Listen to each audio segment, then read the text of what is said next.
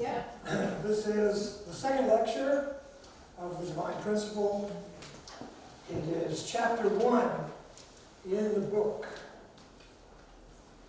The Principles of Creation. Because we know God's original plan, now we know where we're going.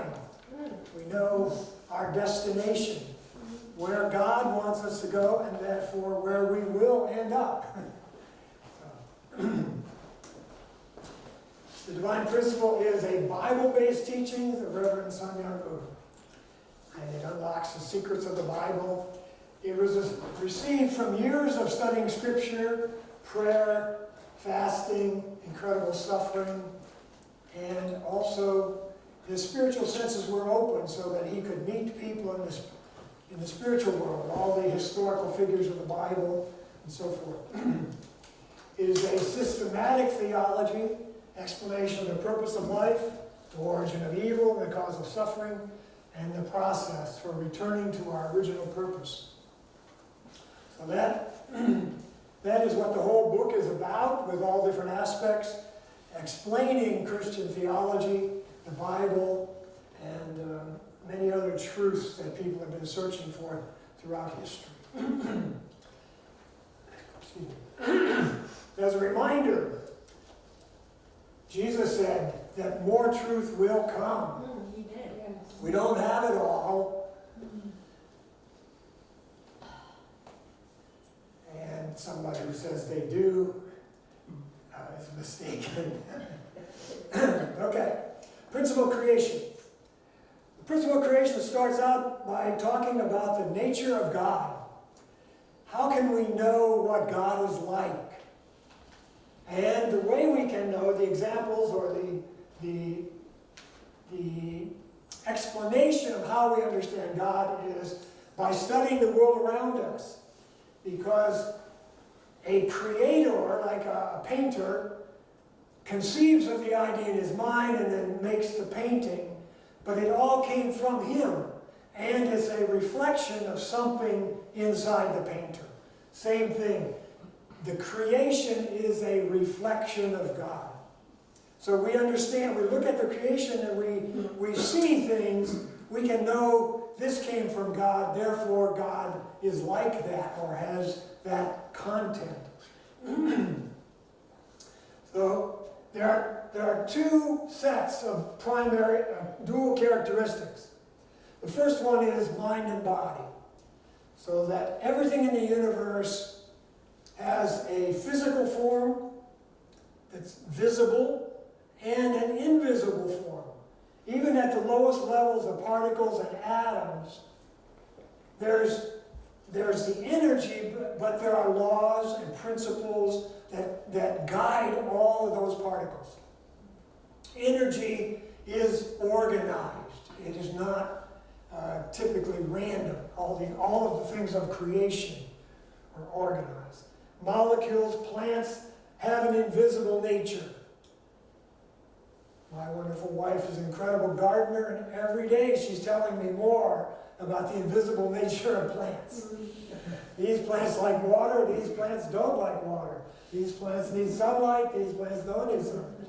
So everything is learning about creation and the plant phenomena. Even there was a book written a long time ago about the invisible nature of plants.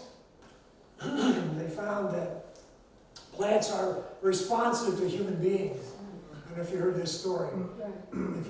If you put plants in a bank and the bank gets robbed and you hook those plants up to a lie detector, they will go off when the robber comes back in contact with that plant. Wow. You know, this stuff is phenomenal, way beyond what we understand. And animals too, same thing, way, way beyond.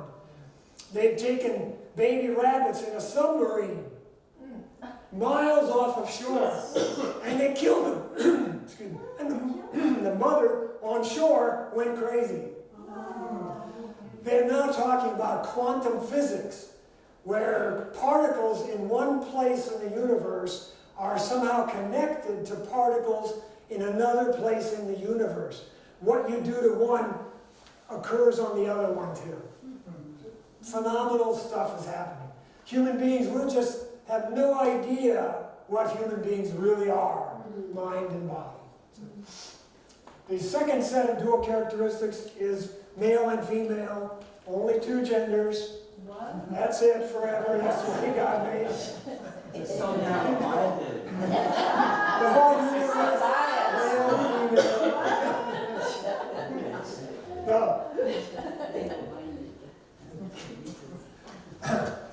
So God is like that. Hey, we can relate to God, He can relate to us. He has an invisible nature, intellect, emotion, and will. That's where we got ours. What do you think? Okay. Universal prime energy, that's the external energy of God. It's ordered. There's laws in chemistry, physics, biology, everything is organized. And there's a male and female aspect to God, just like His creation. In some senses, duh, right? So, but it's far, far deeper. I don't have time to go into it. This is an overview, but there's a whole lot more. You can talk about this for hours, this kind of stuff. Why did God create? Did God just create and then disappear and go off? Well, that was fun and leave it? He did not. God was seeking a partner in order to experience love and joy. The same as all of us. Every child, watch the children. You know, they play with dogs. That's the most relationship they can have as they're growing up. It's deeper and deeper. The more the thing you're having a relationship reflects your own nature, the better relationship you can have with it. That's why God wanted to create something in His own image, so that He could have a very deep, unbelievable relationship with it. We don't, in the fallen world, we don't experience the relationship that God wanted to have with us. And He doesn't, obviously, doesn't experience it either. But someone like Jesus, imagine, if you can even imagine, His relationship with God. If you've had an experience with God, with God's love, that's like, one blip in your life, but you never forget it. That's what it's supposed to be like all the time. That's what God intended. The heart of God seeks an object to love, something like Himself to have give and take with. There's no love without an object, a subject and an object. In order for God to experience joy, He needed to create an object who could fully respond to His love. Adam and Eve were made in the image of God.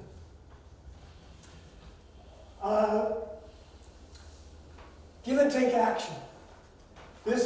We call this give and take action, when there's a subject and an object, initiator, and a reciprocator. Everything exists in give and take relationships. It's all energy. Right? And the result of give and take is everything else. We exist by give and take. We eat food every day, right? We breathe air. All of this we have in give and take with the environment around us. We multiply, and all of our actions even. We've got muscles. Go out and come back. We've got 2 sets. Everything exists in relationship, give and take. We are not individuals unto ourselves. And the way to create a better world is through relationships, through community and so forth. It's not going to be everybody for himself. It's not going to be all individualistic. We're all working together like the cells in a human body. Adam and Eve are manifestations of God's original dual characteristics. God created man in His own image. The image of God created he him. Male and female created He them. The Lord God said, "It is not good that man should be alone. I will make him a helpmate for him." So that's what Adam and Eve were to be. they were to grow up and become Christ-like. Have a relationship with God like Jesus had. At that point in their relationship, see, God created man in his own image. In the image of God, he created them. We said that already. God said to them, be fruitful. He blessed them. Be fruitful, multiply, and fill the earth and subdue it. Have dominion over the fish, the seas, the birds, everything. But we're going to explain this. But this is God's blessing to Adam and Eve. And this, as it turns out, is the main purpose, goal of God in the creation. So, God's original plan is embodied by these three blessings. Be fruitful, multiply, and have dominion. So if our mind and body became one with God, and there's a growing process which we're going to talk about, but the mind and body become a true individual like Christ, then what is that experience we're going to have as a result of that? You know, I love giving lectures because I learn so much in the process. and sometimes I get a little download and then, oh wow, you know, this joy stuff all came from a lecture I gave in the 7-day workshop.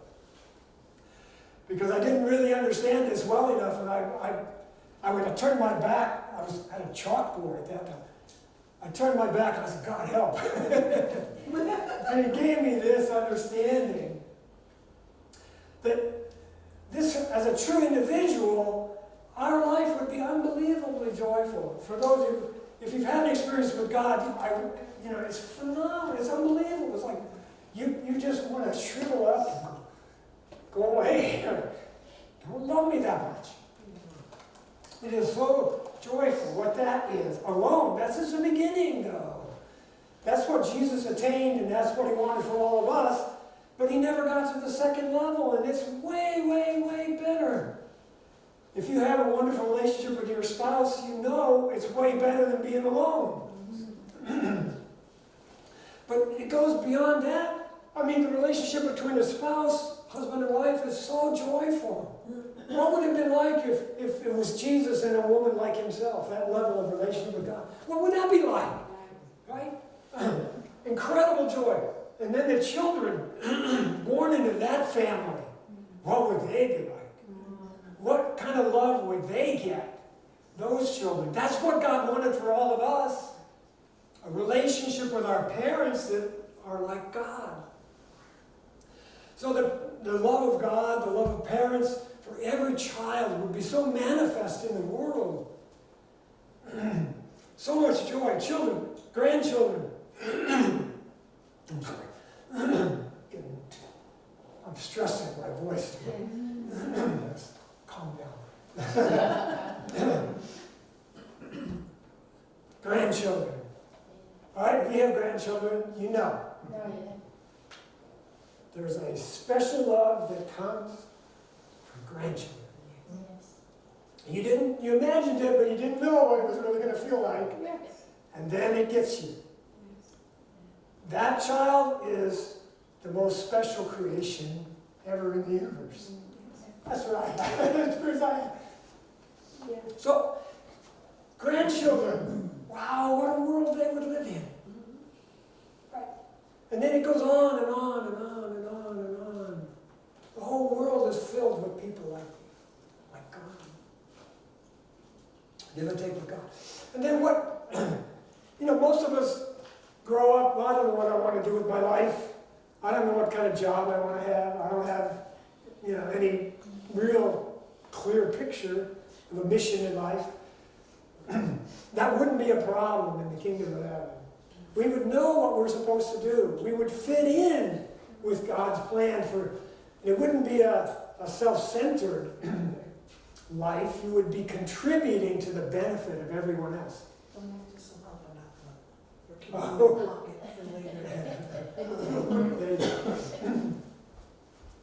So this would produce tremendous joy because when when you're doing something that you love, time flies and you don't know you're experiencing so much joy with the creation, right?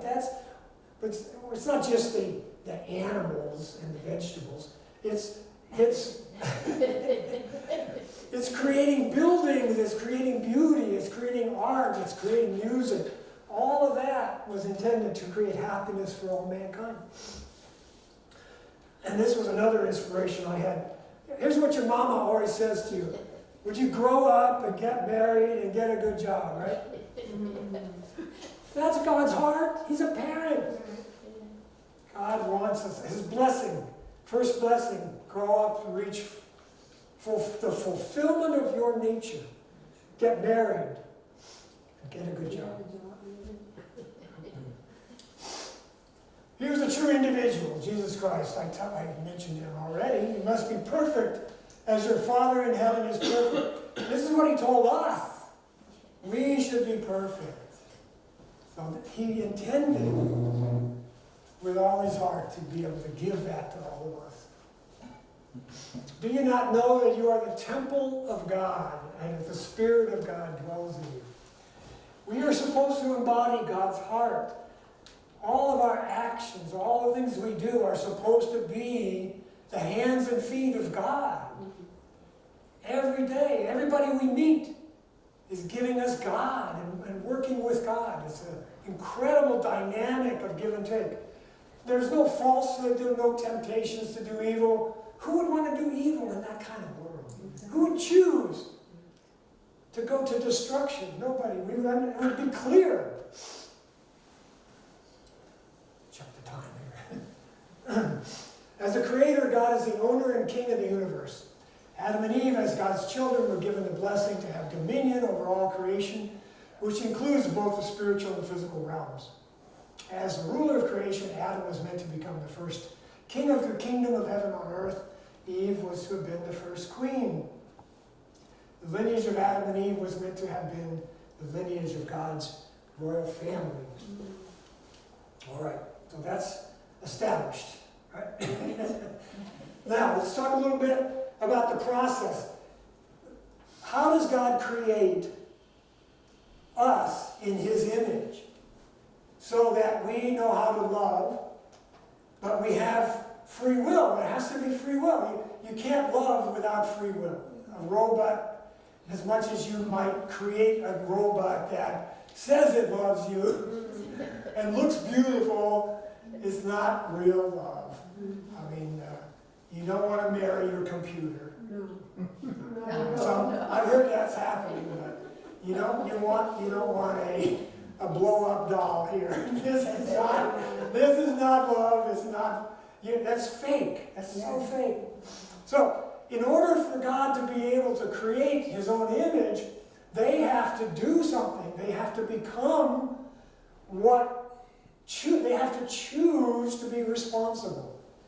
Because having a relationship of love requires that you're responsible. You can't be an infant and just take. You've got to grow up. So the whole universe is created like that. Everything grows. Everything grows. And there's some things like sunshine and air, that comes down for free. God has done 95% of the creation. But the nutrients like food and water, the tree has to send down the roots. It doesn't get it for free.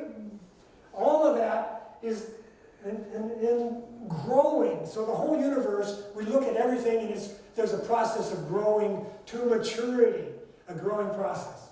So, and we break it into 3 sections: formation, growth, and completion. So, like human beings, the formation stage, we talk about roughly 7 years. 7 years of growth, 7 years till you're finally complete. So like 21 years old, your physical body is pretty complete. By that time, your spirit should also have been perfect in God's original plan. Because you can see, babies, they require complete everything. You love them, but you also have to feed them, clothe them. They can't do anything for themselves. A child begins to do those things for himself and begins to have a relationship with others. She begins to love in a childlike sense.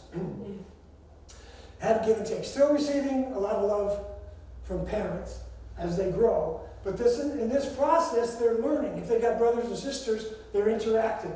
You know, they fight. They learn what socialization is all about, what love is, and what's not love. Right? By the time we're adolescents, you know, we put 12-year-olds out there babysitting. Right? They're learning to be parents. By the time that you reach physical maturity, ideally, we would be able to give unconditional love like God does. So, can you imagine, if you made it by 21, what the rest of your life would just be expressing love and experiencing love of God. That was the original plan. Yes. All right, so we can talk a lot more about growth. I had some amazing experiences praying about growth in lectures too. Let me tell you one of them. I was praying, God, why do we have to grow? Why it's so difficult to grow? You know, I'm always struggling. It takes years to grow. Why does it take so long? And then I just got this download, like 3-4 panels in a cartoon. You know, the first one was, well, suppose a husband and wife decide to have a baby, and they went to bed and made love, and then the next day the baby was born. That's quick, right? How would that be? No. You think about it, even though 9 months is not easy, you want that 9 months. Right? You want that 9 months. And then the next panel was like, well, suppose a husband and wife wanted to have a child, and they went to bed, made love. Next day, there's a 5-year-old child there. They didn't get to change any diapers. They didn't get... No, that's not good. Right? You can see the value of growth because it's an investment of love. It makes you... My wife said to me one day, says, you know, after we had our first child, you really became responsible. So, that is true. When you have responsibility to love, you learn how to love. It doesn't come easy. It's not automatic. Right? Yes. We have to learn how to do it. So God created the process for us to do that. All right. 3 stages of life. Here we go with 3 again. You live in the womb for 9 months, a water environment. But while you're in there, all of the things that are growing in your body for you to be able to live in this next world. Your eyes, your lungs, everything, your digestive system, everything is growing. You don't need those in the womb. You're preparing for the next life. Okay? We're in the air. But this life is meant to be the life where you learn how to love, because that's preparation for the next life. And if you've heard about, people tell stories of going to the spirit world and then coming back, so much more incredible than this world. They didn't want to come back, right, usually.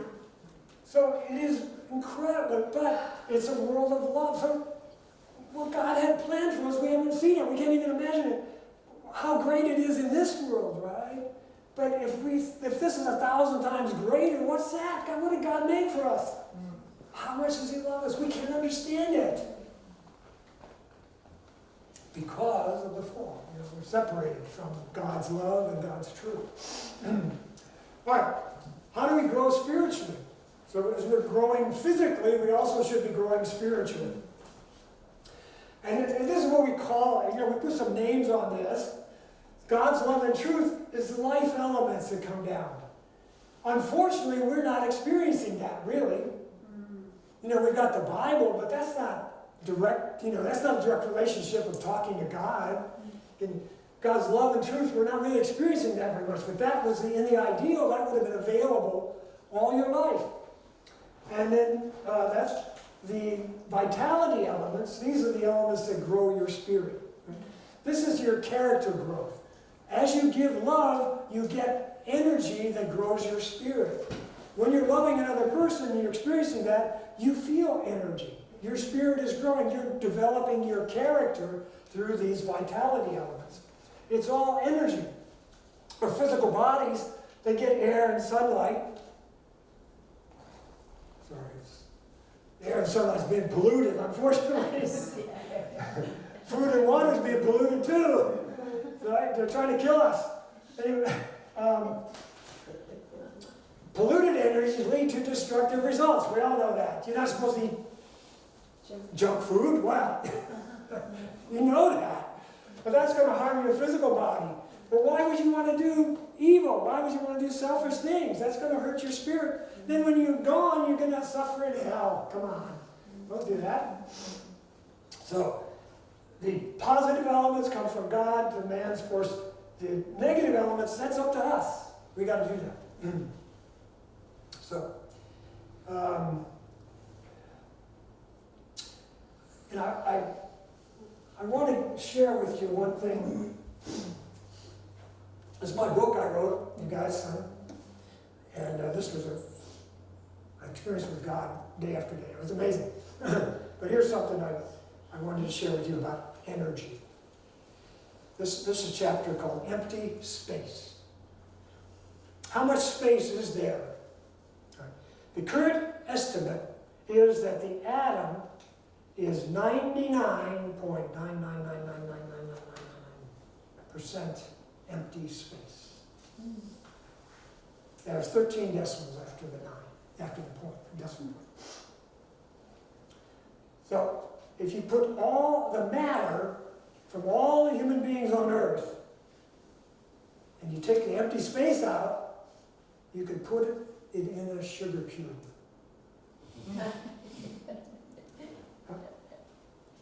They say, if you imagine a big stadium, a big football stadium, 100,000 people, if you put a grain of rice in the middle, that's the proton. The electron is on the upper balcony, whatever it is. Highest, farthest away. But you're thinking two-dimensionally. That's a stadium. You got to make a globe. You got to make a ball to understand an atom. Everything's empty space. We're not really here. Right? We're just empty space. God created all of us out of empty space. A little energy.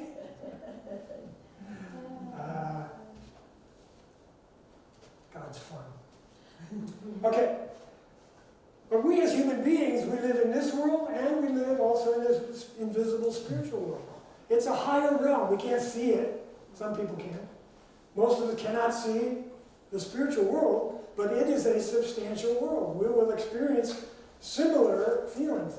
This is all empty space, basically, but it feels hard, right? So when we go to the next world, it's similar. It'll feel like that. You'll feel like it's hard. You'll be able to have relationships. You'll be able to go and do things, but you're not limited in the same way that we are by being down here in this realm of energy. We go up there, we can fly, right? That's what we heard. You can go wherever you want as fast as you want to go there. You can go see whoever you want immediately. Just, okay, let's go there. How much better? It doesn't take you 10 hours to get here from your house. You have to drive 10 hour and a half traffic jam. I want to fly. All right. We are the center of the God's cosmos, God's creation. We are to be the rulers, to have dominion over this world. We are the intermediaries. In the original plan of God, we would be able to, our spiritual senses would be open, we'd be able to see that realm, those people. They can come back and guide us. Right? So much more love would come even from the people in the spiritual world. We are the microcosm of the universe. Why God gave us freedom and responsibility. God created human beings in His image in order to experience a love relationship with them, His children. Right?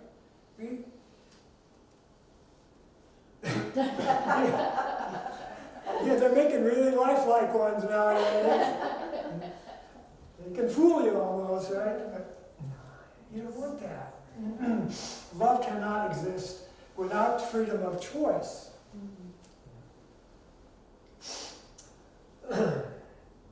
By freely choosing to love, they would grow to completion and reflect God's image. Thus, they were participating in their own creation. With godlike love, they qualified as parents to create and raise their own children. God gave them the gift of creating his own children. What a gift!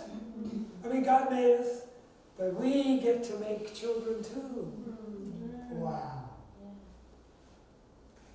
As creators, human beings would stand in a unique position to govern the rest of God's creation with his love. So once we are like God, then the creation would respond entirely differently.